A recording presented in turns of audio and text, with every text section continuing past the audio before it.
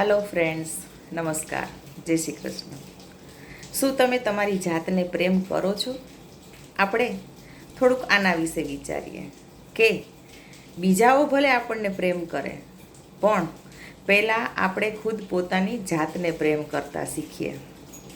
તો આપણે બીજી વ્યક્તિઓના પ્રેમમાં નહીં, પણ આપણે આપણા ખુદના પ્રેમમાં પડીએ.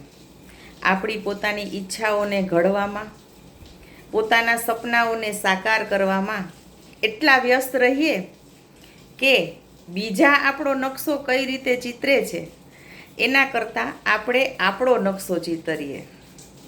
પોતાના જીવનના અનુભવો એવા કરીએ કે આપણે આપણા જીવનમાં જે પણ વસ્તુઓ શીખેલી છે, જાણેલી છે, અનુભવેલી છે કે જે સારી છે, એમાંથી બીજાઓ પ્રેરણા લે.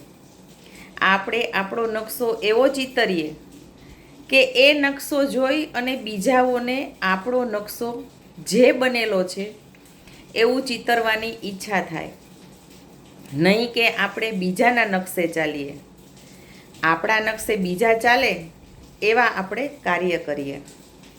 આપણે આપણી જાતને સુધારવાનો પ્રયત્ન કરીએ.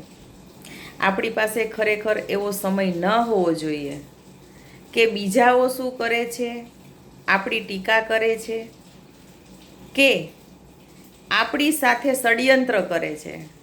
આપણે આપણો ટાઈમ જ એવો વિતાવીએ, આપણી પાસે એવો સમય જ ન હોવો જોઈએ કે આપણી ટીકાઓ સાંભળવાનો પણ આપણને સમય મળે.